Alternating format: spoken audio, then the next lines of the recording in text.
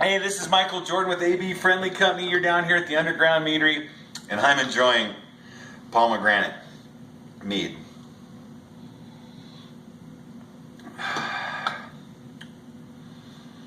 What are we doing? Tell you what we're going to do. We're going to do a double batch, right? These are half gallons. We usually do full gallons, right? This is what a full gallon looks like. All right, we do half gallons, right? We're going to go ahead and do 2 pounds of honey. Half gallons, right? Raw honey. We're going to try some new stuff.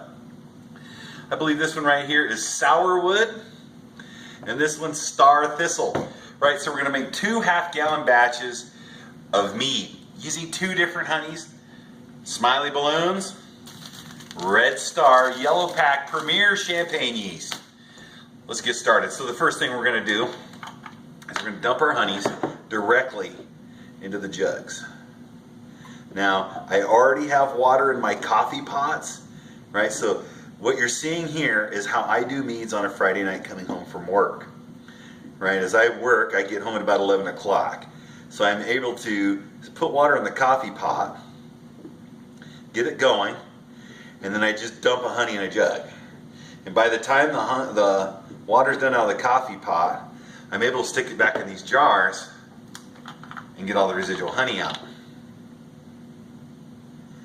All right, so we're doing half-gallon fermentation, and we're using 2 pounds of honey to a half-gallon, right? And the reason I'm using 2 pounds of honey for a half-gallon, I know it's going to be a lot sweeter, but I want the flavors of the honey because I'm comparing the honeys, right? We've used orange blossom honey, we've used manuka honey. I mean, we've used all kinds of different honeys, and the reason we're going is it's going to be a little bit sweeter, a little bit more alcohol, but I want to taste the honey. I want to see what mead from the honey I make is the one I like. Right? So we make them all the same, and we want to put enough honey in there so I can taste it. Dry meads would probably only take like a half a pound per half gallon. Right?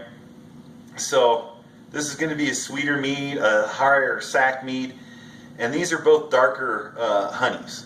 These are not your light clover honeys or your orange blossom honeys. These are darker honeys.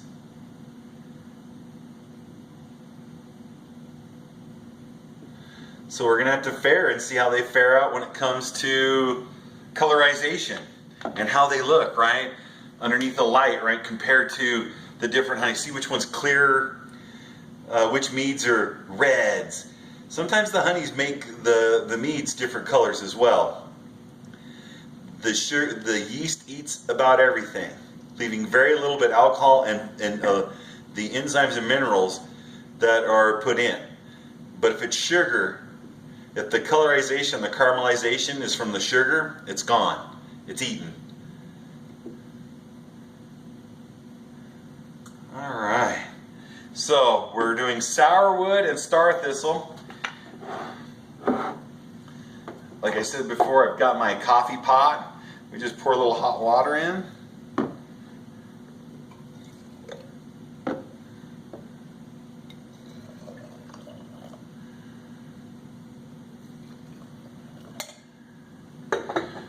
Stick my lid back on.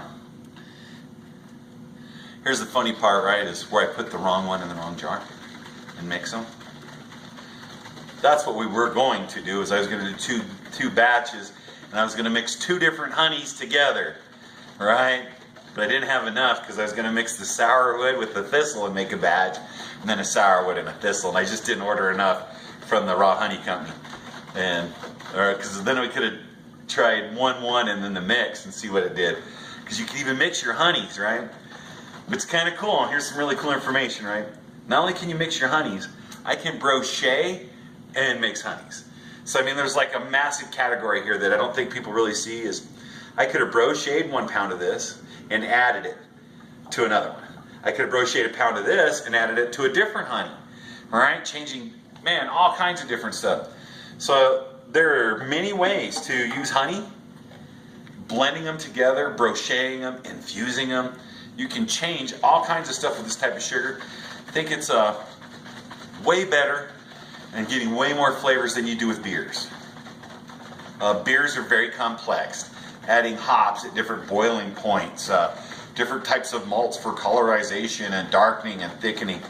Same things with here, different honeys and different things like that. But I mean, I think I get more variety of flavors because I have more grains to choose from, more honeys. Oh, and remember, wash these jars and save them. Cool for like bottling back into when you're done. Just bottle them back into some of these jars. Those are some fun things to do.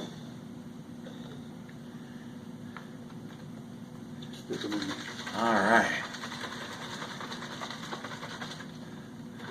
So we're still making a 1 gallon batch, but we're doing 2. All right? Don't figure.